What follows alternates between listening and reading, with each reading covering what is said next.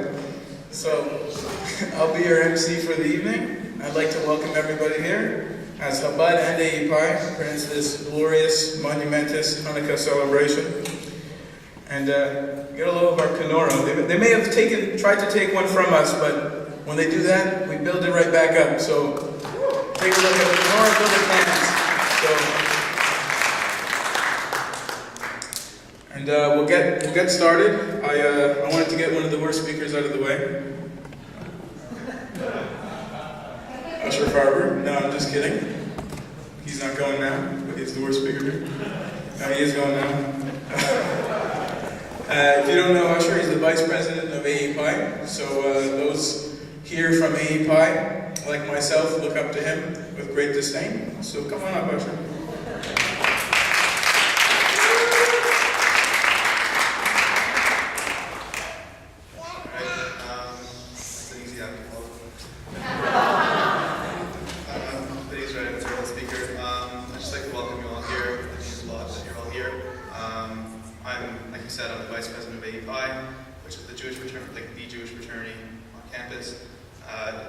Makes me happy to see all of you here, and anytime that we can throw an event with another Jewish group, with Chabad or Jewish students on campus, I think it's a success.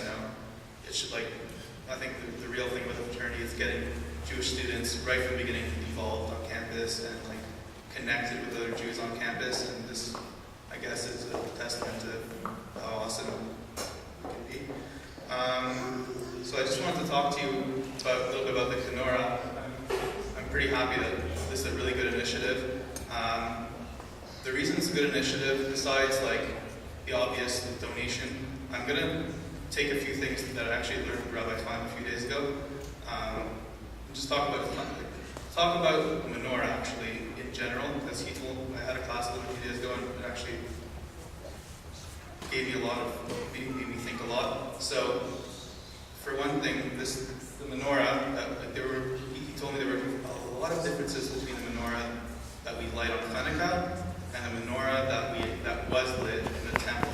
For those of you who don't know, the Chanukah or the Chanukah menorah that we have today kind of references the one from the temple, but there are many, many differences.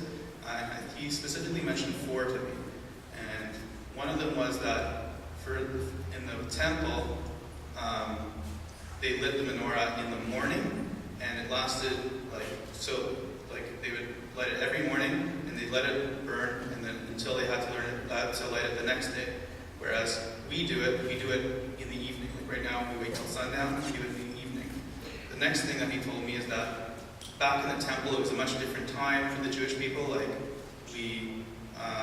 The Jewish people were really prosperous in terms of money as well as spiritually. It was a very good time for the Jews, and now everything is not. Unfortunately, not all of us are as prosperous as we were back then. And this is also a testament. Some of us can't even afford to eat or need really help. So this really also helps in that respect. So, and now you can also say we're definitely not on the same spiritual level as we were in the temple. We're not. That was when God was with us back then, and so that's a big difference. Another thing he told us is that back in the temple, every day they lit all the candles, and now so tonight's the first night of Chanukah. We're going to be you'll see there's just one candle on the end and the center one, and then every day you're going to add one more and one more until 8 days from now. Well, actually, that's the only time that we actually light all of them. And the last one is the one I always forget. Oh yeah, this is a really important one. So the menorah that was lit in the temple was lit on the inside of the temple, and it lit up the inside of the temple. Whereas what we do is we put it right up to the window, pretty much right outside, and the purpose is to illuminate the outside so that people walk by and they see the menorah, and it's for the outside and not for ourselves really. So rather than what's the whole point of all this? Why is any of this actually relevant or important? The reason all 4 of these differences demonstrate that there's a lot of darkness in our world, and that the whole point of the menorah for us is to really illuminate the world and that's the purpose of the menorah.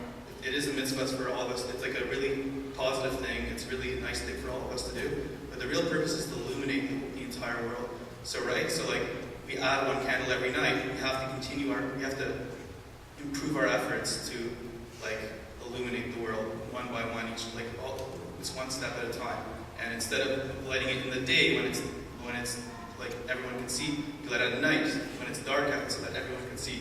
And we light it near the window so that the outside world, that we affect not just our own inner circles, but we actually affect everyone around us.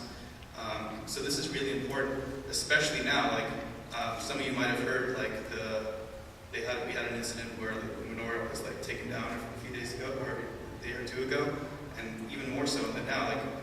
Like right away, we had a bigger menorah put up, and we were still building a menorah, and like this canorah that we call, and like it's really an important message that like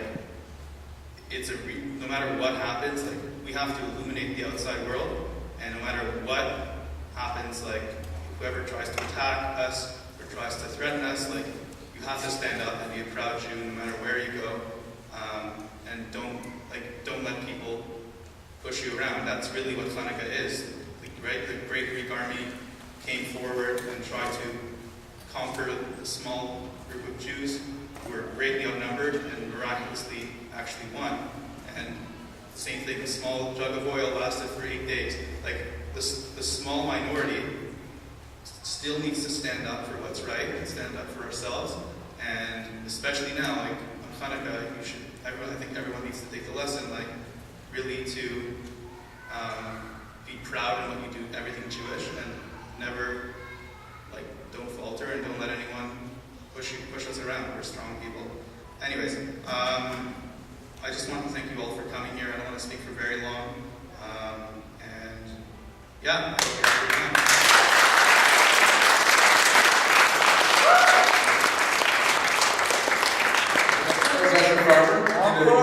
Encore? Usher?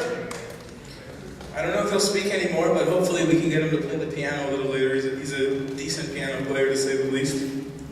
So moving right along, the next speaker we have is the president of Chabad Student Network at Ottawa U, Naomi Leibovich. So come on up to the podium.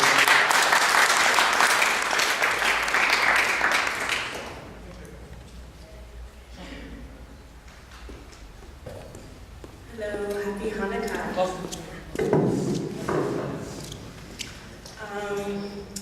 Thank you everyone for coming out tonight. It's really nice to see everyone come together in the community. A lot of faces I recognize, a lot of faces I don't recognize. So it's really nice to see people come out of the woodwork.